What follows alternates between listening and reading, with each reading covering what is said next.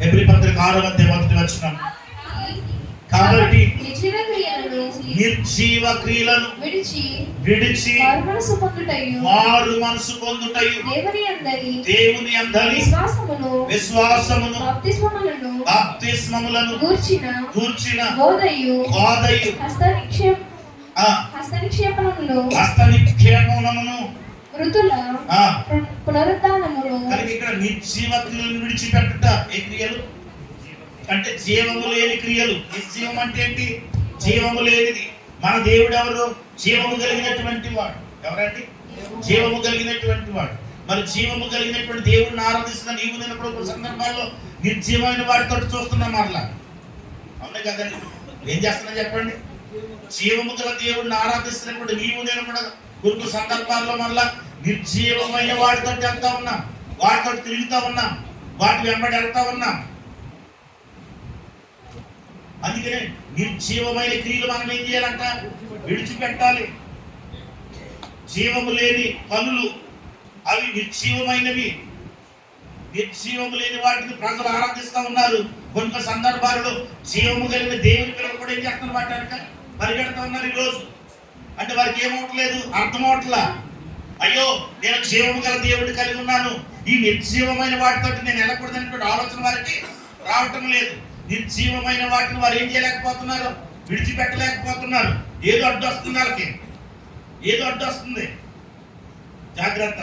నీవు నేను కూడా నిర్జీవమైన వాటిని, నిర్జీవమైన క్రియలను విడిచిపెట్టకుండా ప్రభు పాదాల దగ్గర ఎంత ప్రార్థన చేసినా మన ప్రతిఫలము పొందలేము. అందుకని ఏది నిర్జీవమైనదో దాన్ని నీవు నేనేం చేయాలి?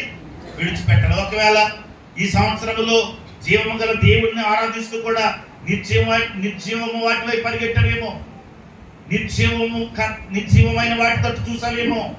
కానీ 2025 సంవత్సరాలు అడుగు పెడుతున్నాడు నీవు జీవము కలిగినటువంటి దేవుని బిడ్డగా, జీవము కలిగినటువంటి స్థితిలో నీవు నేను ఉండాలని దేవుడు కోరుకుంటా ఉన్నాడు. కనుక నిర్జీవమైన వాటిని ఏం చేయాలి? విడిచిపెట్టాలి. అంటే జీవము లేని వాటిని అసలు ఇంకే విడిచిపెట్టాలి. 37వ కీర్తన 8వ వచనం. కోపము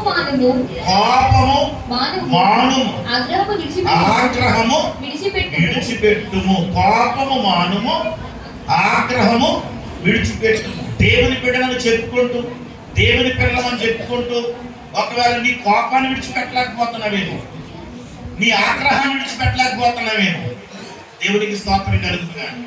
ఒకవేళ కోపాన్ని విడిచిపెట్టకుండా, ఆగ్రహాన్ని విడిచిపెట్టకుండా ఒక నువ్వు వాటిని నీలో పెట్టుకుని ఒకళ్ళు ప్రార్థన చేస్తే అవి నీ ప్రార్థన దేవుని చెవికి వెళ్ళకుండా అవి ఏం చేస్తున్నాయంటే అడ్డుగా వస్తా ఉన్నాయి.